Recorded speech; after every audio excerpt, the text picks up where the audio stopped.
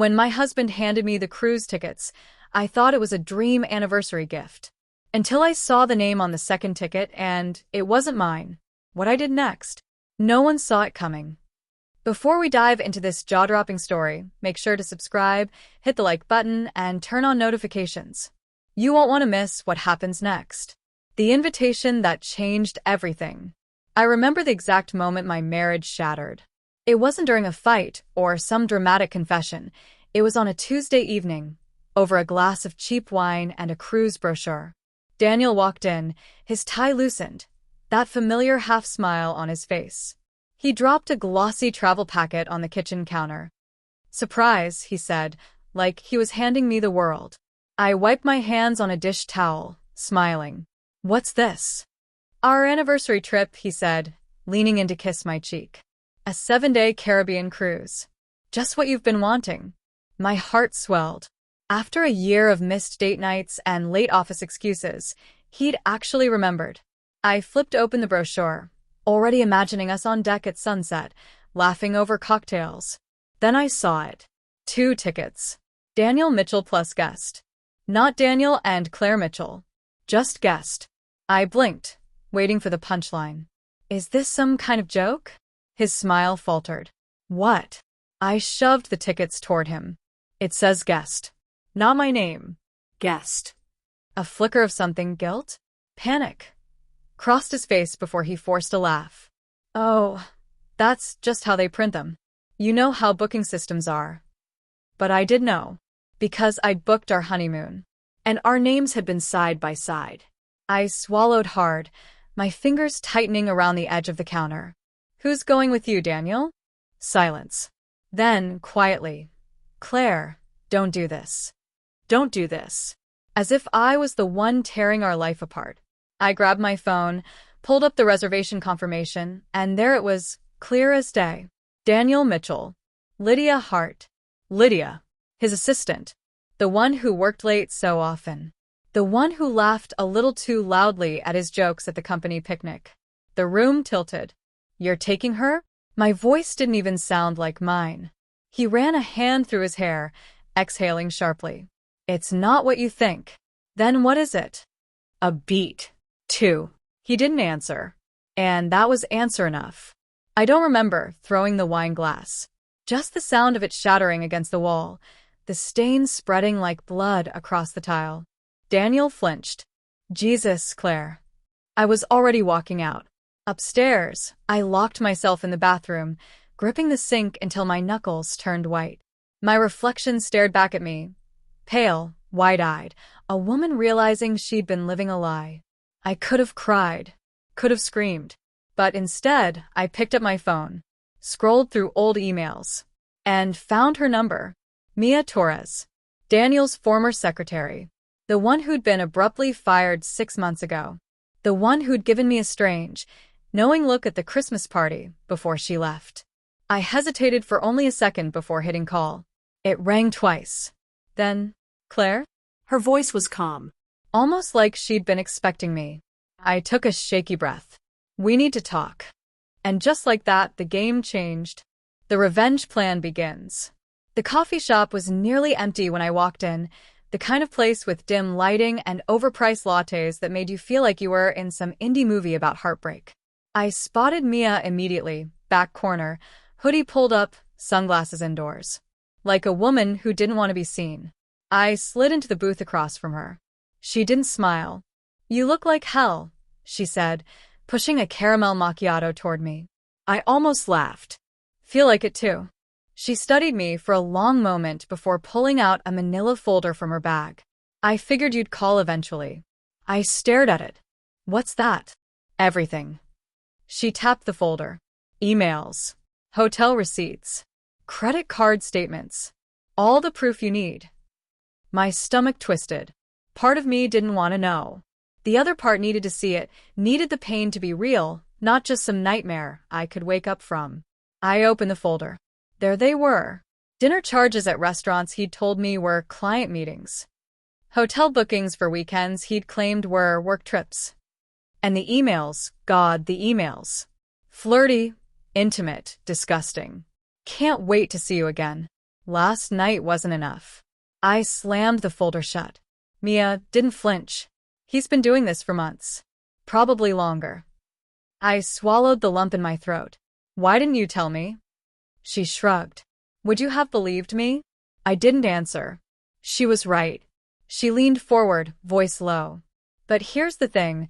I didn't just get fired because I knew too much. I got fired because I refused to cover for them. A cold realization settled over me. They? You mean? Lydia wasn't the first. The words hit like a slap. Mia pulled out her phone, swiped through photos, then turned it toward me. A selfie of Daniel, arm around some blonde at a bar. Date stamp. 2 years ago. My hands shook. She took the phone back. So, what are you going to do about it? I stared at the folder, at the proof of every lie, every betrayal. Then I looked up at her. Help me ruin him. A slow smile spread across Mia's face. I thought you'd never ask. She pulled out a notepad, scribbled something and slid it over. A name and number. Call this guy. He's a travel agent. Friend of mine. I frowned. Why? Because you're going on that cruise. I nearly choked. What? Mia's eyes gleamed. Daniel thinks he's getting a romantic getaway with his mistress? Nah. We're gonna make it the worst vacation of his life. I opened my mouth to protest, but she cut me off. Think about it. He's trapped on a ship for a week, with you watching his every move, with me there to back you up. And with this, she tapped the folder, we can make sure everyone on that boat knows exactly what kind of man he is. I hesitated. The idea of facing him, of seeing them together, made me physically ill. But then I remembered the way he'd lied to my face. The way he'd made me feel like I was crazy for doubting him. Mia saw the shift in my expression. That's what I thought. She pulled out her laptop, typed furiously, then spun it around. A cruise ship cabin booking page. Suite 814. Right next to theirs. I blinked. How did you? Please. Daniel's predictable. He always books the same room. Ocean view. Midship, near the elevators. She smirked.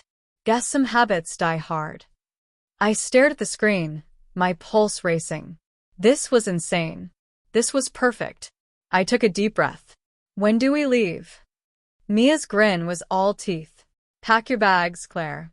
We sail in 48 hours. She stood to leave, then paused. Oh, and one more thing. Yeah, wear something really nice for the first dinner. Her eyes glittered. I wanted to choke when he sees you. And just like that, the game was on. First night on the ship, the accidental meeting. The ship's horn blared as we pulled away from the dock, a deep, resonant sound that vibrated through my bones. I stood on the balcony of Suite 814, gripping the railing as Miami's skyline shrank in the distance. The salt-kissed wind tangled my hair, and for a moment, I forgot why I was here. Then I heard it. Laughter. Familiar, carefree, his. I didn't have to turn my head to know Daniel was on the balcony next to ours, probably holding a drink, probably with her pressed against his side. My fingers dug into the railing. Mia's voice cut through the tension. You're gonna leave nail marks in that metal if you keep gripping it like that. I exhaled sharply and stepped back. I'm fine. She arched a brow, swirling the champagne in her glass. Aha. That's why you look like you're about to either murder someone or throw up. I shot her glare, but she just grinned and thrust a glass into my hand. Drink. Then we get dressed. Then we ruin his night. The dress was black. Sleek. The kind of thing I hadn't worn in years. Backless, hugging every curve, the neckline dipping just enough to remind Daniel exactly what he'd thrown away. Mia had insisted, and now, as I stared at my reflection in the suite's mirror, I understood why. You look like revenge personified, Mia said, adjusting the strap of her own dress. Crimson, bold, the exact opposite of Lydia's usual timid pastels. I smoothed my hands over my hips. Good. A knock at the door. Mia smirked. Right on time. She opened it to reveal a crew member holding 2 glasses of champagne and a single red rose. Compliments of the captain, he said with a polite nod. Mia took the rose, twirling it between her fingers. How lovely. I frowned. We didn't order. I did. She handed me a glass. Every good revenge plot needs a dramatic entrance. And nothing says drama like free champagne. I shook my head but clinked my glass against hers. To ruining Daniel's vacation. She grinned. To watching him sweat. The dining room was all glittering chandeliers and white linens, the hum of conversation buzzing under the soft melody of a string quartet. I spotted them immediately. Daniel, in his navy blazer, the one I'd bought him last Christmas. Lydia beside him in a pale pink dress, her blonde hair curled in that same too-perfect way she always wore it. She was laughing at something he said, her hand resting on his arm. My stomach twisted. Mia nudged me. Breathe. And smile. I forced my lips upward just as the maitre d' led us to our table, which, of course, was right next to theirs. Daniel's head snapped up the second he heard my voice. His fork clattered against his plate. Claire? I turned, feigning surprise. Daniel? Oh my God, what a coincidence. His face drained of color. Lydia stiffened, her smile freezing into something panicked. Mia slid into her seat with a breezy wave. Hey, Dan. Long time no see. His jaw clenched. Mia. The air between us crackled. Lydia's gaze darted between us. You know each other? Mia's smile turned razor-sharp. Oh, honey, we go way back. Daniel's hand flexed around his wineglass. What are you doing here? I tilted my head. Same as you. Vacation. Silence. Then Mia dropped her napkin. It fluttered to the floor right beside Lydia's chair. Mia leaned down to pick it up and whispered something that made Lydia's breath hitch. The girl practically launched out of her seat. Excuse me, she choked out before bolting toward the restroom. Daniel half rose. What the hell did you say to her? Mia sipped her champagne unfazed. Just a little career advice. I kept my voice sweet. Something wrong, Daniel? His eyes locked onto mine, dark and furious. This isn't a game, Claire. I smiled. Oh, it is. And you're about to lose. The string quartet swelled. And for the first time in months, I felt alive. Breakfast with the enemy. The next morning, I woke to the sound of waves crashing against the ship and Mia already dressed, scrolling through her phone with a smirk. You're going to want to see this, she said, tossing her phone onto my bed. I rubbed the sleep from my eyes and squinted at the screen. A photo of Daniel and Lydia from last night, snapped by some random passenger, had already made its way onto the ship's social network. The caption? Lovebirds at the captain's dinner. I scoffed. Cute. Mia snatched the phone back. Oh, it gets better.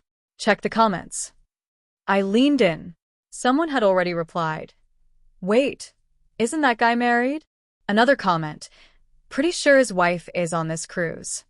A third. Yikes. I looked up at Mia. You didn't. She shrugged, feigning innocence. I may have logged into the ship's Wi-Fi under a fake account and dropped a few hints. I should have been angry. I should have felt guilty. Instead, a slow, satisfied smile spread across my face. Get dressed, Mia said, heading for the door. We're crashing their breakfast. The ship's main dining room was bustling, filled with the clatter of silverware and the smell of fresh coffee. Daniel and Lydia were tucked into a corner table, their heads bent close together in hushed conversation. Lydia spotted us first. Her fork froze midair, her face going pale. Daniel followed her gaze. His jaw tightened. Mia didn't hesitate. She strode right up to their table, pulling out a chair like she owned the place. Mind if we join you? Daniel's voice was low, dangerous. Actually, we do. I slid into the seat beside Lydia, ignoring the way she flinched. Oh, come on, Daniel. We're all friends here, aren't we? Lydia's hands trembled as she reached for her orange juice. Mia flagged down a waiter. Mimosa, please. Extra champagne. She turned to Lydia. You look exhausted. Rough night. Lydia's throat worked. I didn't sleep well. Funny, I mused, stirring my coffee. Neither did I. Must be something in the air. Daniel's knuckles whitened around his napkin. What do you want, Claire? I met his gaze, unflinching. Just breakfast. Silence settled over the table, thick and suffocating. Then, Ding. Lydia's phone lit up. A notification from Daniel. Mia's eyes flicked to the screen. Ooh, a message. Aren't you going to check it? Lydia snatched up her phone, but not fast enough. I caught the first two words. Last night was. My stomach lurched. Daniel's chair screeched as he stood. We're leaving. Mia smirked. Running away so soon? He ignored her, grabbing Lydia's arm and hauling her up. But I wasn't done. Daniel. My voice stopped him cold. He turned.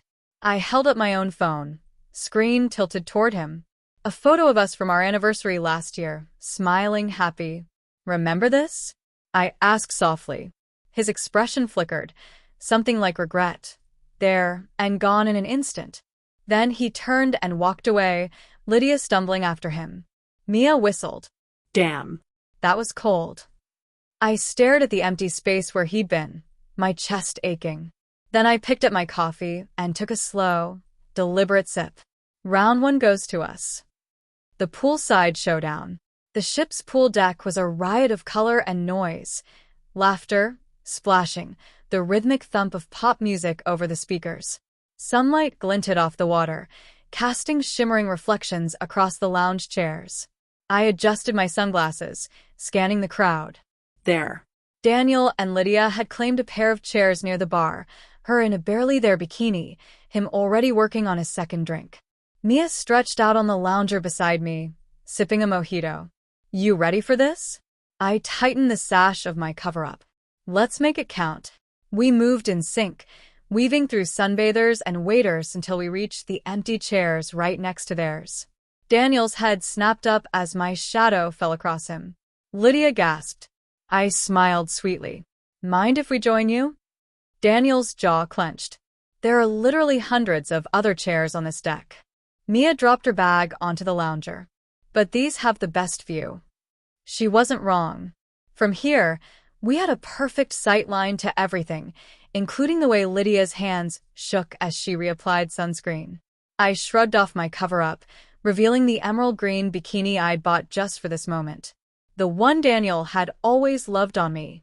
His gaze flickered over me before he forced himself to look away. Score one for me. Mia stretched, arching her back. God, it's so nice to relax, isn't it? No work emails. No stress. She shot Lydia a pointed look. Right, Lydia? Lydia's voice was barely a whisper. Yeah. A waiter passed by. Mia flagged him down. 2 margaritas, please. Extra salt. She grinned at Daniel. You look like you could use one too. He ignored her, turning to me instead. Claire, can we talk? Just for a minute. I pretended to consider it. Let me think. No. Lydia stood abruptly. I'm going to get a smoothie. Mia was on her feet in an instant. I'll join you. Lydia blanched. That's okay. But Mia was already steering her toward the bar, leaving me alone with Daniel. The silence between us was heavy, charged. He exhaled sharply. You're enjoying this, aren't you? I took a slow sip of water.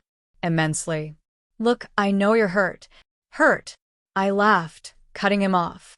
You don't get to pretend you understand how I feel. Not after what you did. He ran a hand through his hair. It wasn't supposed to happen like this. That's your excuse? It just happened. My voice dripped with disdain. Did you accidentally book her a ticket too? Accidentally sleep with her? A group of women at the next table glanced over, whispering. Daniel lowered his voice. Can we not do this here? I leaned in. Why not? Embarrassed? His eyes darkened. You're making a scene? Good. A loud splash interrupted us. Mia, cannonballing into the pool, sending a wave of water crashing over the edge. Lydia stood frozen at the bar, clutching her smoothie like a lifeline. Mia surfaced, grinning. Who's next? Daniel stood, tossing his towel onto the chair. This is ridiculous. I watched him stalk away, my heart pounding. Then I stood, stepped to the edge of the pool, and dove in after Mia. The water was cool, silencing the world for one perfect moment. When I surfaced, Mia was grinning. That was epic. I wiped water from my face, watching Daniel retreat toward the elevators, Lydia trailing after him. Round 2. Ours. But the game wasn't over yet. The midnight confession. The ship's nightclub pulsed with music, neon lights flickering across the dance floor. Bodies moved in rhythm, laughter and shouts blending with the bass. I sat at the bar, swirling the ice in my glass, watching the crowd without really seeing them. Mia nudged me. "You're brooding." I shrugged. "Just thinking." "About him?" She rolled her eyes. "Don't waste the energy." I opened my mouth to reply when a familiar voice cut through the noise. "Claire." Daniel stood behind me, his tie loose, his hair disheveled. He smelled like whiskey and regret. Mia stiffened. Wow. "Bold move, showing your face here." He ignored her, his gaze locked on mine. "I need to talk to you. Alone." Mia scoffed. "Yeah, that's not happening." I hesitated.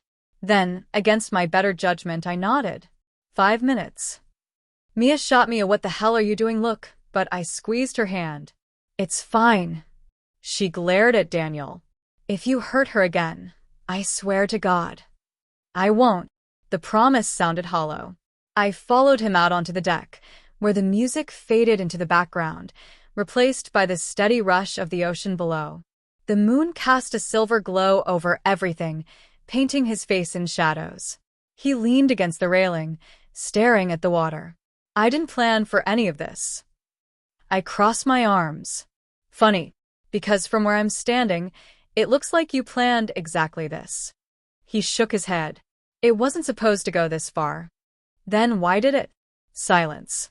The wind tugged at my hair, the chill of it raising goosebumps on my skin. Finally, he spoke. "I don't love her." The words hit me like a slap. "What?" He turned to face me, his expression raw. "Lydia, it was never about her." It was about me. About feeling wanted. Important. I stared at him, my chest tight. "And I didn't make you feel that way?" "You did." He dragged a hand through his hair. "But then work got crazy and we stopped talking, and I fucked up, Claire. I know that." The honesty in his voice caught me off guard. For the first time since this nightmare began, he sounded like the man I'd married. But it didn't change anything. "You don't get to do this," I whispered. "You don't get to cheat and lie, and then act like I wasn't enough." "I'm not." "Yes, you are." My voice broke. "You threw us away. For what? A fling? An ego boost?" He flinched. "I don't expect you to forgive me." Good. "Because I won't." The words hung between us, heavy and final. Then, "Claire?" Lydia's voice. We both turned. She stood in the doorway, her eyes wide, her cheeks flushed. Daniel stiffened. "Lydia." She took a step back. I was looking for you." The hurt in her voice was unmistakable. She'd heard him. "I don't love her." For a second, I almost felt sorry for her. Then she spun on her heel and ran. Daniel hesitated, torn. I smirked. "Better go after her, Dan." He exhaled sharply. "This isn't over." "Oh," I said softly. "It is." I watched him disappear into the crowd, my heart pounding. Mia appeared at my side, handing me a fresh drink. Well, what did he want? I took a long sip, the alcohol burning my throat. "Absolution." She snorted. "Too bad for him." I stared out at the ocean, the waves endless and dark. "Yeah," I murmured. "Too bad." The storm before the calm. The ship lurched violently, sending my glass sliding across the nightstand. Rain hammered against the balcony door like angry fists, and the distant roll of thunder vibrated through the walls. The captain had warned us about rough seas ahead, but this felt like the ocean itself was furious. I sat up, clutching the edge of the bed as another wave rocked the ship. Across the room, Mia steadied herself against the dresser, her reflection grim in the mirror. "Remind me again why we thought a cruise was a good idea," she muttered. A sharp knock at the door cut through the noise. We froze. Mia raised an eyebrow. "Expecting room service at midnight in a hurricane?" I tightened my robe and peered through the peephole. "Daniel." drenched, disheveled, his shirt clinging to him like a second skin. His knuckles were white where he gripped the doorframe for balance. I didn't move. He knocked again, harder. Claire. Please. Mia crossed her arms. Ignore him. Let the bastard drown. But something in his voice, raw, desperate, made my fingers hover over the lock. Another wave hit. Daniel stumbled, his shoulders slamming into the door with a thud. I yanked it open. He nearly fell inside, catching himself at the last second. Water pooled at his feet, his breathing ragged. She's gone. Mia scoffed. Who, Lydia? Good riddance. Daniel shook his head, rainwater flicking from his hair. No. She locked herself in her room. Won't answer my calls. Won't, his voice cracked. She heard me, Claire. She heard everything. I should have felt triumphant. Instead, a hollow ache spread through my chest. Mia threw up her hands. Oh, boo-hoo. Your side piece found out she's disposable. Cry me a river. Daniel ignored her. His gaze locked on me.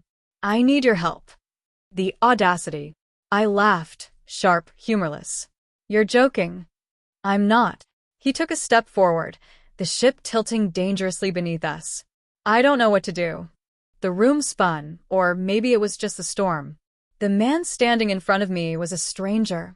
Broken, pleading, nothing like the confident husband I'd known. Mia stepped between us. Here's an idea, get out. Lightning flashed, illuminating the panic in Daniel's eyes.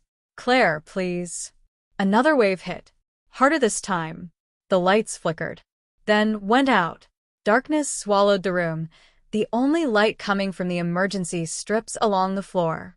The ship groaned like a living thing, metal straining against the fury of the sea. Somewhere in the distance, a woman screamed. Mia grabbed my arm. We need to get to the lifeboat station. Daniel's hand found mine in the dark. His skin was ice cold. I'm sorry, he whispered. The words hung between us, fragile as glass. Then the emergency lights flared to life, bathing the room in eerie red. The intercom crackled. All passengers, proceed to your muster stations immediately. This is not a drill. Reality came crashing back. I pulled my hand away. Go find Lydia. Daniel's face crumpled. Claire. Go. For a heartbeat, he didn't move. Then, with a sharp nod, he turned and disappeared into the chaos of the hallway. Mia shoved a life jacket into my hands. You're too nice. I fastened the straps with trembling fingers. No.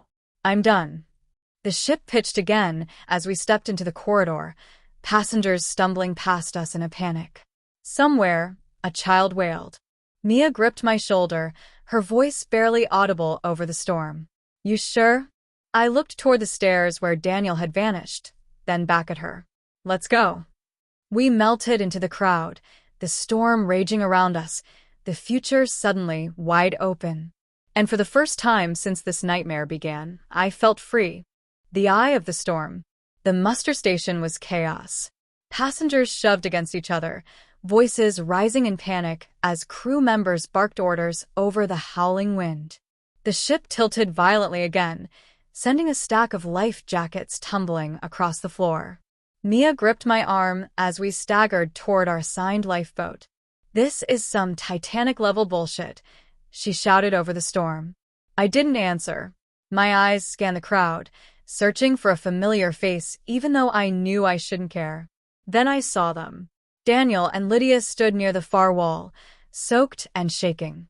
He had an arm around her shoulders, his mouth close to her ear, comforting her. The sight sent a sharp pain through my chest.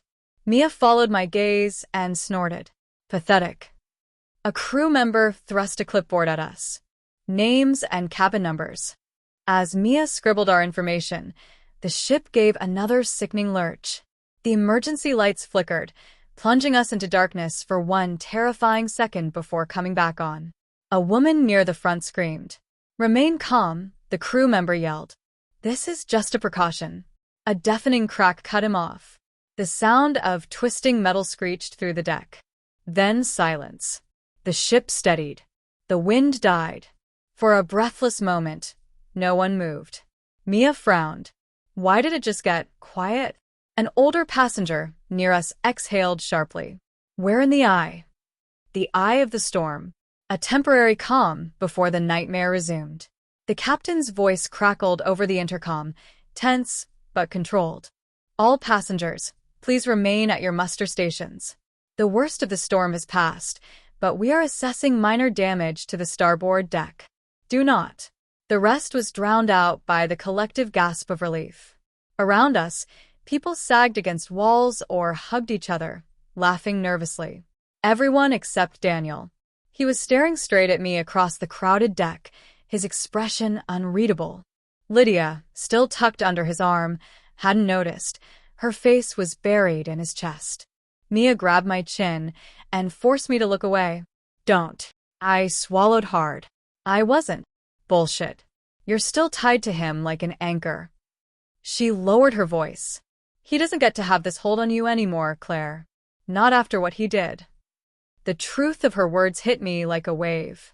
She was right. I was free. So, why did it still hurt? A crew member began dismissing passengers in orderly groups. Ours was last. By the time we were cleared to leave, the storm had started up again, gentler now, but still relentless. Mia and I ducked into the nearest lounge, which had been converted into a temporary shelter. Coffee and blankets were being handed out to shell-shocked passengers. We claimed a corner booth, the vinyl seats squeaking under us. Mia dumped 3 sugar packets into her coffee. So, What now? I stared into my cup. Now we wait out the storm. Then we finish this. She grinned. Hell yes. A shadow fell over our table. Daniel stood there, alone this time, his hair still dripping. Can we talk? Properly this time? Mia started to stand. I'll punch him if you want. I shook my head. It's okay. She hesitated, then grabbed her coffee. 5 minutes. I'll be right over there. She shot Daniel a warning look before stalking off. He slid into the booth across from me. For a long moment, neither of us spoke. The storm raged outside, the windows rattling in their frames. Finally, he broke the silence. I thought we were going to die. I sipped my coffee. It was bitter and lukewarm. yeah. Me too. His hands trembled around his own cup. All I could think about was you. That the last thing I'd ever said to you was a lie. I looked up. His eyes were red-rimmed, raw. I don't love her, Claire. I never did. But that doesn't make what I did okay. I know that. The ship creaked around us. Somewhere, a baby cried. I set my cup down carefully. Then why did you do it? He exhaled, long and slow. Because I was selfish. Because I could. Because for one stupid second, I wanted to feel like I wasn't just some middle-aged guy with a receding hairline and a mortgage. His voice broke. But none of that matters now. I lost you. And Daniel. Lydia's shrill voice cut through the lounge. She stood in the doorway, her mascara smeared, her arms wrapped around herself. The crew said we can go back to our rooms. Are you coming? The entire room had gone quiet, watching. Daniel didn't turn around. His gaze stayed locked on mine. I answered for him. He's coming. A flicker of hurt crossed his face. I stood, my coffee forgotten. Goodbye, Daniel. This time, I walked away first. Mia fell into step beside me as we pushed through the lounge doors. Behind us, Lydia was crying. Daniel was saying something low and urgent. I didn't look back. The storm raged on. The reckoning. The storm had left the ship battered but intact. By morning, the skies were clear, the sea calm, as if the tempest had never happened. But the damage was still visible. Deck chairs overturned, railings bent, crew members murmuring in tight clusters. I stood at the railing, watching the sunrise paint the water in gold and pink. The air smelled like salt and rain, fresh and clean. Mia joined me, handing me a steaming cup of coffee. Sleep at all? I shook my head. Too much thinking. She leaned against the railing beside me. About him, about me. I took a sip, the heat searing my tongue. About what happens when we dock. Mia studied my face. You're really done, aren't you? The answer came easier than I expected. Yes. A slow smile spread across her face. Good. The ship's intercom crackled to life. Good morning, passengers. We'll be arriving in Nassau in approximately 3 hours. Please check your... I tuned it out, my gaze drifting to the upper decks where Daniel and Lydia were probably packing, or arguing, or pretending last night never happened. It didn't matter anymore. Mia nudged me. So, one last move. I smirked. Oh, I have an idea. The ship's atrium was bustling with passengers eager to disembark. Daniel stood near the gangway, his suitcase at his feet, his phone pressed to his ear. Lydia was nowhere in sight. Perfect. I adjusted the strap of my sundress and walked right up to him. He froze when he saw me, his phone slipping slightly. Claire. Daniel. I kept my voice light, pleasant. Leaving so soon? His jaw tightened. What do you want? Just to say goodbye. I reached into my bag and pulled out a thick envelope. And to give you this. He took it warily. What is it? Divorce papers. I smiled. Signed, sealed, and ready to file. My lawyer will be in touch. His face paled. You had these ready? Of course. I tilted my head. Did you really think I'd stay after this? For a second, he looked like he might argue. Then his shoulders slumped. I deserved that. Yes, I agreed. You did. A commotion near the elevators caught my attention. Lydia was pushing through the crowd, her eyes wild. Daniel. The front desk said my key isn't working and she skidded to a stop when she saw me. Oh. Mia materialized beside me, a wicked grin on her face. Oops. Did we forget to mention? Lydia, sweetheart, your little vacation just got upgraded. Lydia blinked. What? Mia tossed her a keycard. Single suite. On the other side of the ship. Compliments of Claire. Daniel's head snapped toward me. You moved her? I shrugged. Consider it my parting gift. Lydia's mouth opened and closed like a fish. You can't just... Actually, Mia cut in, she can. Turns out when your husband pays for the trip with joint funds, you're entitled to half the reservations. She winked. Who knew? Daniel looked between us, realization dawning. You planned this. I met his gaze, unflinching. Every damn step. The ship's horn blared, signaling our arrival. The crowd surged toward the exits, eager to set foot on solid ground. I turned to go. Daniel grabbed my wrist. Claire, wait. I yanked free. No more waiting, Daniel. No more chances. And with that, I walked away, through the atrium, past the gawking passengers, into the bright Caribbean sun. Mia fell into step beside me as we descended the gangway. So, what now? I took a deep breath, filling my lungs with warm, salty air. Now, I said, we live. New shores. The sand was warm beneath my feet as I stepped onto the beach, the fine white grain slipping between my toes.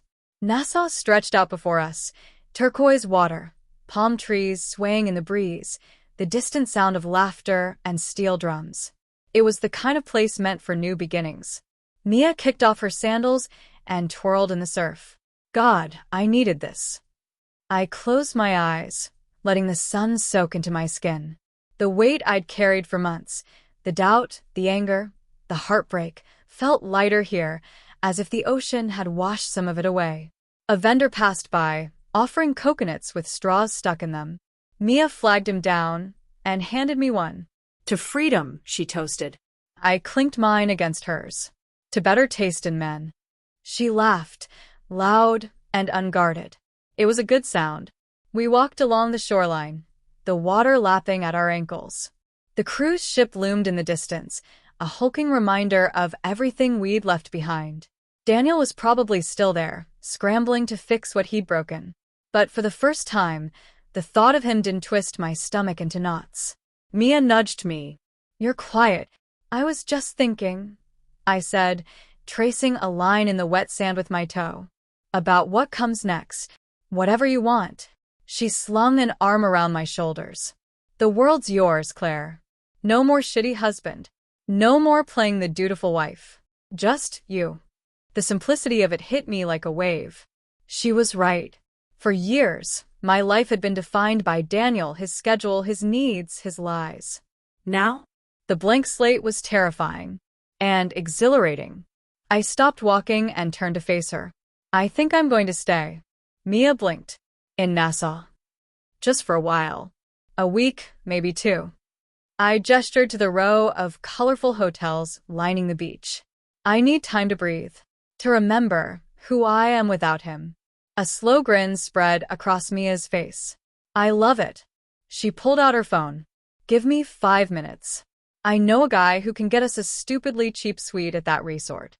She nodded toward a gleaming white building with infinity pools cascading toward the ocean. I arched a brow. What kind of guy? The kind who owes me favors. She winked and started typing furiously. While she worked her magic, I waded deeper into the water, the waves swirling around my knees. The horizon stretched endlessly, a vast blue meeting a brighter blue. It reminded me that there was so much more out there, beyond Daniel, beyond the pain, beyond the woman I'd been. Mia's shout pulled me from my thoughts. Done. Ocean view, private balcony, and she wiggled her phone. Free spa credits. I laughed. Remind me never to get on your bad side. Too late for Daniel, she said, grinning. We gathered our things and headed toward the resort, the promise of cold drinks and softer beds pulling us forward. As we passed a beachside bar, a familiar voice made me freeze. Claire? Daniel stood there, a duffel bag slung over his shoulder, his face sunburnt and tired. Lydia was nowhere in sight. Mia groaned. You have got to be kidding me. He took a hesitant step forward. Can we talk? Just for a minute. I exhaled slowly. There's nothing left to say, Daniel. It's not about us, he said quickly. He dug into his pocket and pulled out a folded check. This is yours. Half of what I paid for the cruise. It's not much, but... He trailed off, extending it toward me. I stared at the check, then at him. Why? His shoulders slumped. Because it's the only decent thing I've done in months. The honesty in his voice caught me off guard. For a fleeting second, I saw the man I'd fallen in love with, the one who used to bring me coffee in bed, who laughed at my terrible jokes, who held me when my father died. But that man was gone. I took the check and tucked it into my bag without looking at the amount. Thank you. He nodded, his eyes searching mine for something, forgiveness, maybe, or understanding. But I had none left to give. Mia cleared her throat pointedly. Daniel took the hint. I hope you find whatever you're looking for, Claire. I turned toward the resort, toward the unknown, toward my future. I will. And as Mia and I walked away, the sound of the ocean drowning out his footsteps behind us, I realized something. This wasn't an ending. It was the first page of everything. The first morning after. I woke to sunlight streaming through floor-to-ceiling windows, the salt-tinged Bahamian air drifting across my face. For 3 blissful seconds, I forgot everything. Then I remembered. The cruise. The betrayal.